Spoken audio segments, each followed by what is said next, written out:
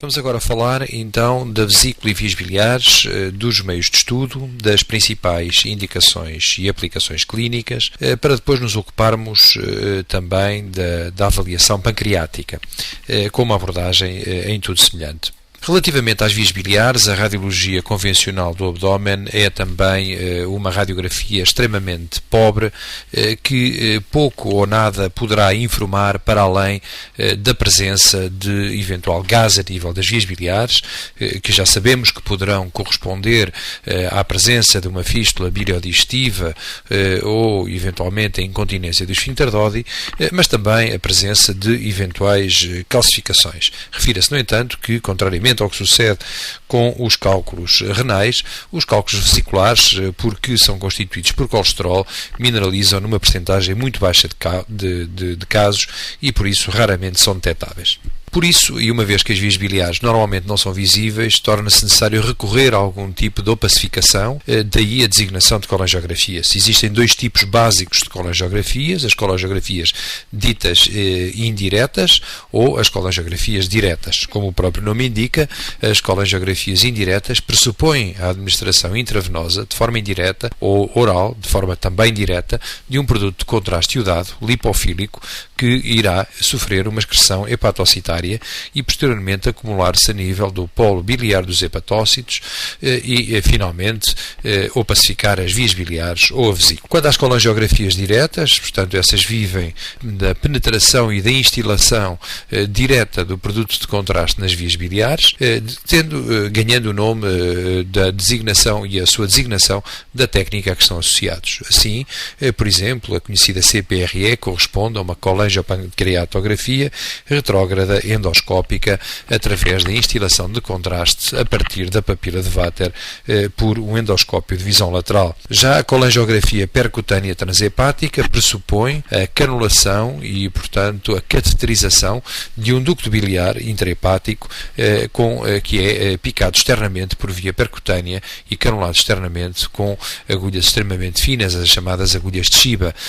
Convém referir que, em geral, esta técnica é tanto mais fácil quanto maior for o grau de dilatação das vias biliares intrahepáticas, que torna a punção das vias biliares mais simplificada. Por último, as colangiografias poderão estar associadas a técnicas pré-operatórias ou mesmo pós-operatórias, quando é deixado um dreno, como um dreno de Kerr, a nível das vias biliares. Outros tipos de técnicas que têm um valor muito acentuado e importante para a avaliação das vias biliares consistem na ecografia por via transabdominal ou mesmo na ecografia endoscópica, a chamada ecoendoscopia ou endossonografia. Hoje aparece também uma outra técnica que é cada vez mais usada, a colangiopancreatografia por ressonância magnética, CPRM, e finalmente, talvez numa linha de menor recurso comparativamente às anteriores que descrevi, aparece também ou poderá ser utilizada a tomografia computurizada.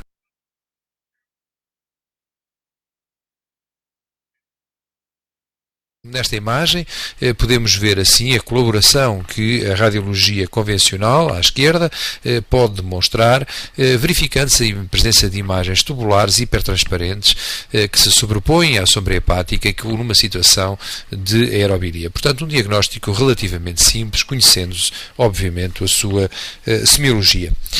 Na imagem do centro podemos ver um caso de aerobilia também, mas agora demonstrado por tomografia computadorizada com as imagens de gás a nível, sobretudo, dos ductos esquerdos, onde é mais fácil a sua detecção. E, concretamente, neste último caso, à direita, através da opacificação retrógrada do cólon por clíster opaco, podemos ver a presença de uma fístula colcistocólica, portanto, entre a vesícula e o cólon, responsável pela opacificação da vesícula e também de toda a via biliar principal, como se pode observar. Portanto, cá está uma das causas possíveis, a fístula biliodigestiva, como causa de aerobilia. Portanto, as causas são a incontinência do Odi, sobretudo nos doentes que fizeram uma esfincterotomia endoscópica, a fístula biliodigestiva e, mais raramente, sobretudo nos doentes diabéticos com alterações de colcistite, a possibilidade também de se tratar da chamada colcistite enfisematosa, onde se observa gás na vesícula ou na parede da vesícula, provocada por gérmenes produtores de gás.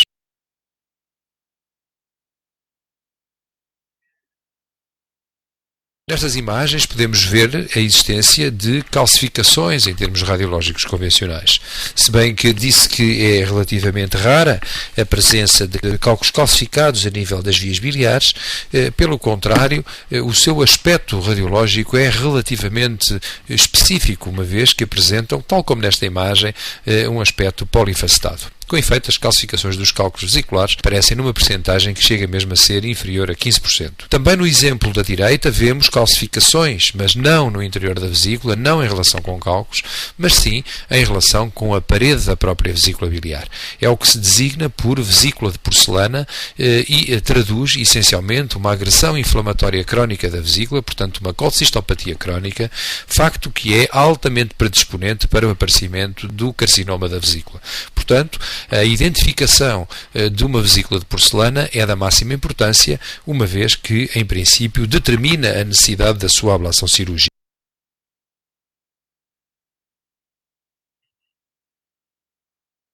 Quanto às colangiografias indiretas, e começando por estas, o primeiro exame que foi muito usado antes do advento da ecografia foi a colecistografia oral.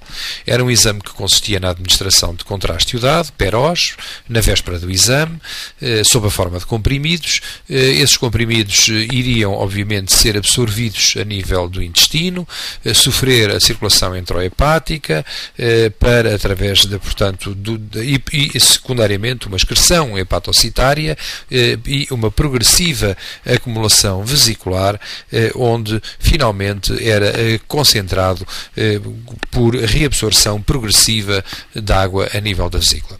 Este tipo de exame era utilizado antes do advento da ecografia para o diagnóstico de cálculos vesiculares, mas hoje, com efeito, o seu interesse está extremamente reduzido.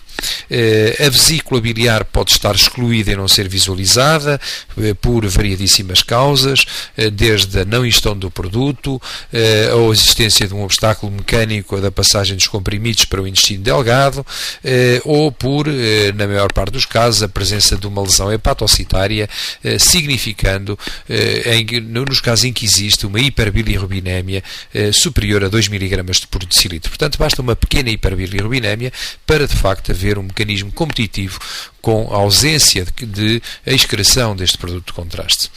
Por último, muitas vezes a vesícula apresentava uma baixa densidade radiológica, o que estava relacionado com a perda do poder de concentração da mucosa da vesícula, portanto a perda da capacidade de reabsorção da água, também em pacientes que tinham colcistopatias crónicas. Claro que isto também constitui um sinal meramente indireto, quando hoje, com as novas técnicas seccionais, nomeadamente com a ecografia, é possível evidenciar este tipo de alterações com muito maior acuidade. Portanto, de uma maneira geral, poder-se-á dizer que a colecistografia oral é um exame em desuso.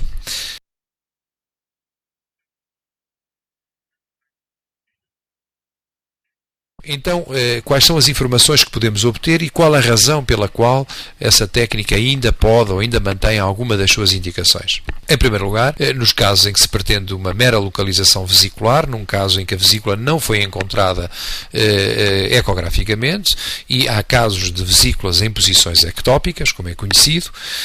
Por outro lado, informa ainda que bastante mal e de forma muito subjetiva sobre a capacidade de concentração do produto. Já falámos no problema da normalidade ou anormalidade funcional da mucosa, mas sobretudo, talvez seja esta hoje ainda a única indicação que possa persistir, informa sobre a constituição dos cálculos vesiculares.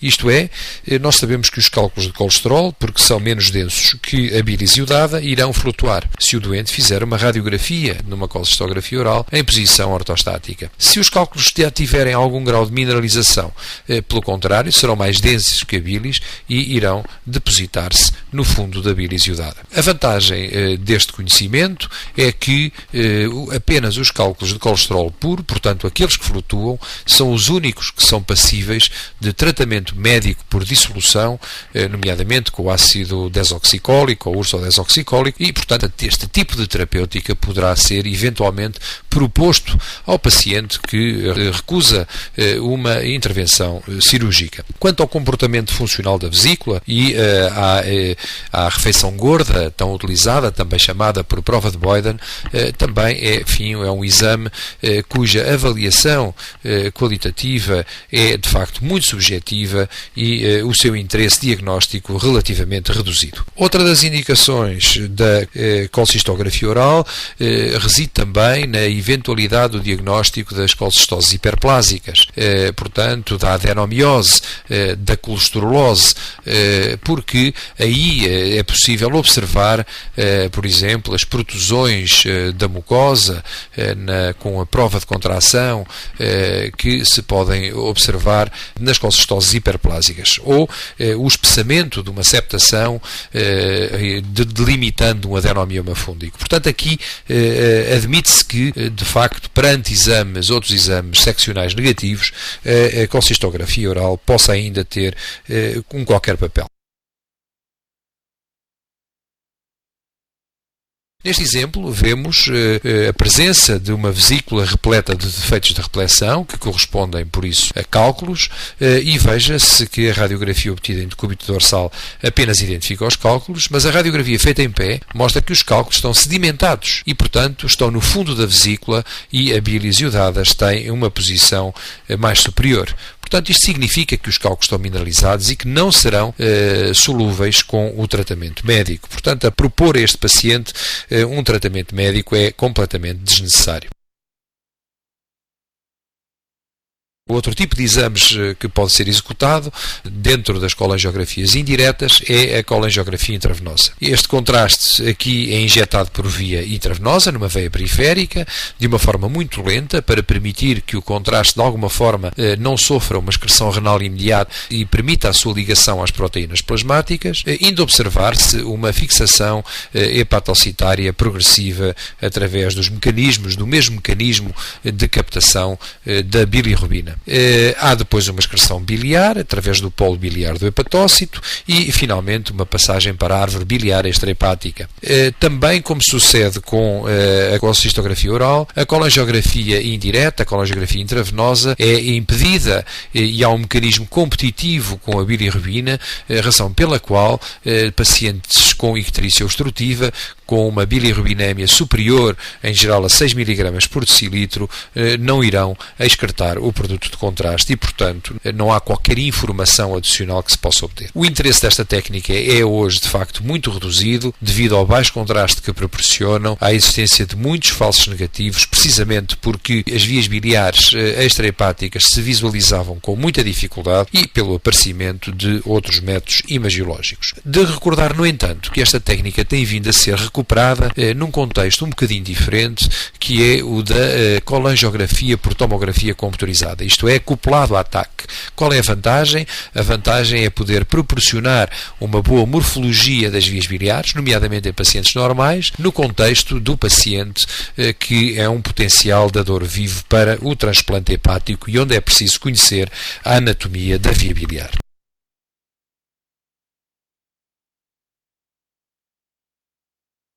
Quanto às colangiografias diretas, são métodos que não podemos esquecer, que são métodos invasivos. Portanto, sempre que algum doente seja proposto para esta técnica, é preciso pensar que, de facto, não são exames totalmente inócuos, têm uma taxa de complicações variáveis também com a experiência do operador.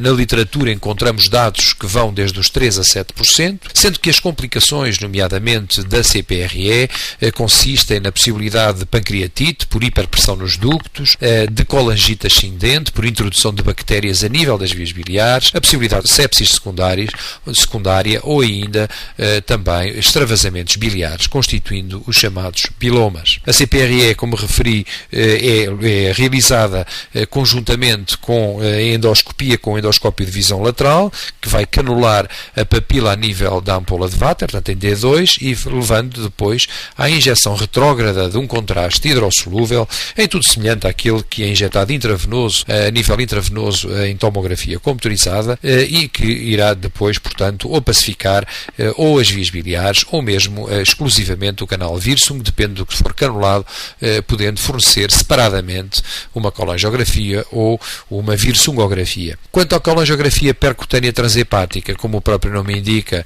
é executada através da punção percutânea com agulha fina. A cateterização da via biliar intrahepática ectasiada é preferível, portanto, pacientes com vias biliares normais ou quase normais, não ectasiadas, têm pouca indicação para a realização desta técnica e, finalmente, contrariamente ao que sucede na CPRE, nestes casos, a injeção do contraste é feita de forma antrógrada e não retrógrada, o que tem a vantagem de não condicionar hiperpressão nos ductos e de evitar alguns dos problemas que possam estar relacionados com a introdução de gérmenes a nível das vias biliares.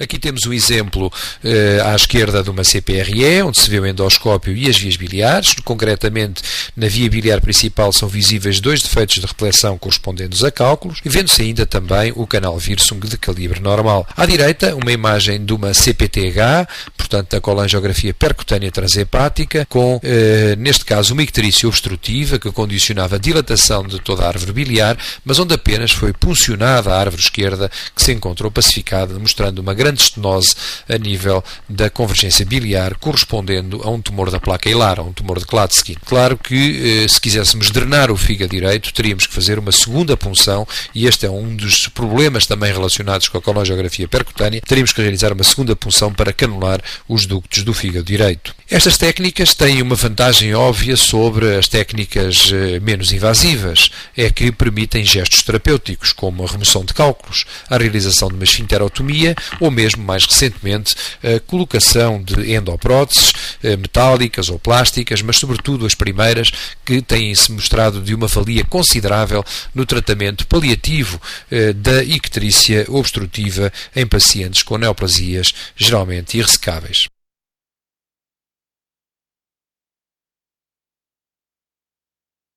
O estudo das vias biliares deve começar sempre com uma primeira aproximação ecográfica. Com efeito, a ecografia é, de longe, o melhor exame não invasivo para estudo das vias biliares, sendo por isso um exame de primeira linha, devido à grande resolução em contraste para a demonstração da vesícula normal, da sua parede e das vias biliares canalares, mesmo que normais. Demonstra com grande facilidade cálculos a nível da vesícula biliar. É, de facto, a sua sensibilidade ultrapassa os 95%.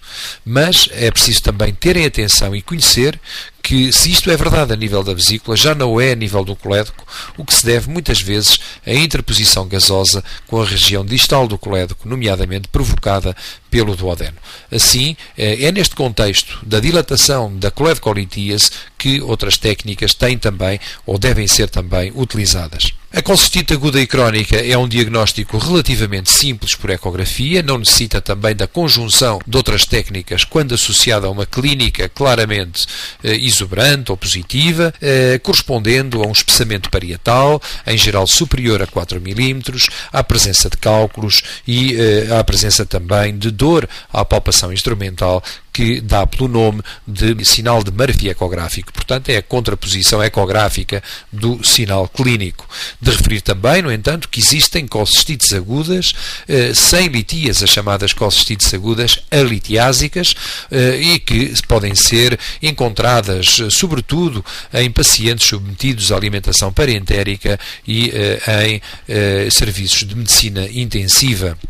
Finalmente, o grande interesse da ecografia reside sem dúvida perante o doente com colestase na diferenciação muito simples na demonstração se se trata ou não de uma obstrução, se há ou não ectasia canalar. Como podemos observar nestas imagens, a vesícula é facilmente estudada com o seu conteúdo anecogénico, como se pode ver também a parede de espessura milimétrica, e à direita vemos a via biliar principal praticamente normal, inferior a 4 mm, que pode ser seguida até à região cefálica do pâncreas. Nestas imagens vemos os sinais semiológicos associados aos cálculos das vias biliares, correspondendo então a uma imagem ecogénica que desperta um intenso cone de sombra devido à impossibilidade dos ultrassons de passarem para além destas estruturas altamente refletivas que são os cálculos. À direita, dois exemplos de uma ecografia transabdominal e de uma ecoendoscopia no diagnóstico de uma situação de coledocolitíase. Como se vê no exemplo em cima, é extremamente difícil o diagnóstico de litíase do colédoco pelas condições técnicas atrás descritas, enquanto que a ecoendoscopia ou endossonografia pode ser uma das técnicas que facilmente demonstra a presença do cálculo com todos os seus sinais semiológicos, como se pode observar neste caso. É claro que é preciso também relembrar que a ecoendoscopia não é um exame não invasivo, pelo contrário, obriga a um grau considerável de sedação e é um exame que traz um significativo desconforto para o paciente. Na imagem embaixo da esquerda, que deixei propositadamente para o último, podemos observar algumas pequenas imagens ecogénicas, nodulares, aderentes à parede, que não eram mobilizáveis com o diferente posicionamento do paciente e que correspondiam a pequenos pólipos vesiculares. Portanto, também aqui a ecografia, com toda a facilidade, faz uma distinção simples entre litíase e outras estruturas intravesiculares.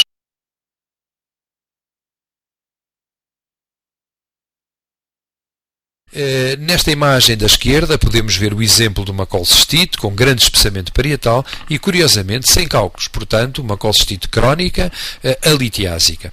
Enquanto que na imagem da direita vemos uma dilatação quase que aneurismática da via biliar e um sinal obstrutivo, uma zona obstrutiva condicionada por uma formação medianamente ecogénica. Este é o exemplo também de um colangiocarcinoma, portanto, de um tumor das vias biliares obstrutivo que facilmente se distingue pela ausência dos sinais semiológicos típicos da litíase da via biliar principal.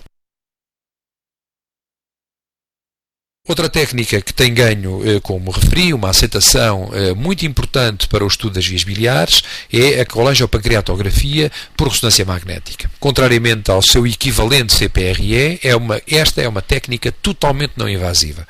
De facto, vive apenas da utilização em ressonância de sequências muito ponderadas em T2, de tal forma que praticamente a única coisa que emite sinal são os líquidos estacionários, isto é, os líquidos dentro das vias biliares, de preferência ectasiadas.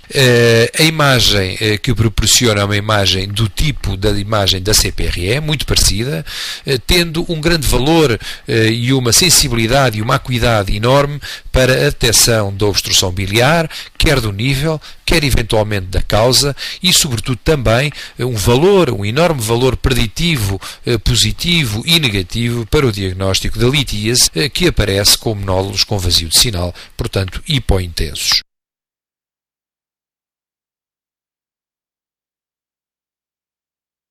E aqui temos três exemplos de colangiografias por ressonância magnética, em que observamos no primeiro caso uma via biliar normal, com a sua bifurcação, a imagem terminal, a imagem mais distal do canal Wirsung e o duodeno, portanto, toda esta informação contida na imagem de CPRM, que é de facto muito parecida, como afirmei, com a de CPRE. A imagem do meio podemos ver múltiplos defeitos de reflexão, traduzidos por nódulos hipointensos, visíveis quer na via biliar principal, quer a nível da vesícula, correspondendo a cálculos. E, finalmente, na imagem da direita, veja-se, há uma obstrução biliar, a via biliar está dilatada, mas não há o nódulo hipointenso, aliás, há uma ligeira dilatação também da porção mais distal do canal Wirsung, mas não há o sinal semiológico típico do cálculo coledócico, eventualmente obstrutivo. Portanto, um exemplo de um ampuloma e o exemplo como a ressonância e esta técnica pode facilmente fazer o diagnóstico diferencial entre situações neoplásicas e não neoplásicas.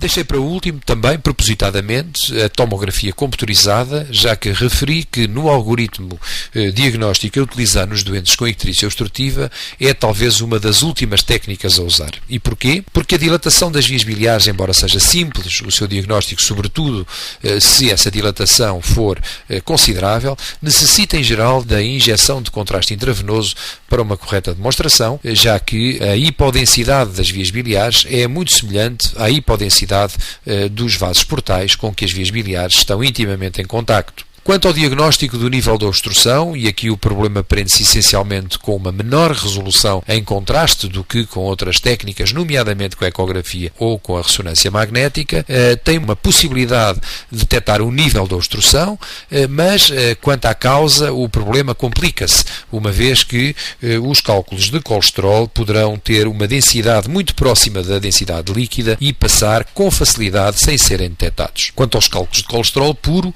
poderão apresentar mesmo uma densidade negativa, o que no seio do meio líquido facilitará um pouco a sua detecção. Onde é que então a TAC é utilizada e deve ser utilizada? Essencialmente no contexto do estadiamento tumoral de um doente que tem uma neoplasia das vias biliares conhecidas. Aqui sim, a TAC encontra, devido à sua elevada resolução espacial, devido à possibilidade que tem de bem demonstrar a doença extrahepática, de detectar metástases hepáticas, apresenta de facto um interesse considerável. Apresenta também interesse no estadiamento dos tumores da vesícula, já que este tipo de neoplasias tende a provocar uma infiltração por contiguidade muito rápida dos segmentos hepáticos adjacentes, o que em princípio é um sinal de péssimo prognóstico, indicando via de regra que uma reseção curativa não vai muito provavelmente ser feita nesse paciente. E aqui temos um exemplo à esquerda de um cálculo de colesterol que está mineralizado perifericamente. Veja-se a imagem central extremamente hipodensa. Na imagem do meio podemos ver o aspecto compatível com o espessamento parietal difuso da vesícula em relação com uma colcistite crónica. E finalmente, do lado direito, a presença de uma massa a nível do leito vesicular englobando a vesícula e condicionando a obstrução biliar, correspondendo a uma neoplasia da vesícula estadiada com invasão ainda do hilo hepático e que foi, portanto, estadiada através da tomografia computurizada como sendo um tumor irressecável, o que se veio a confirmar cirurgicamente.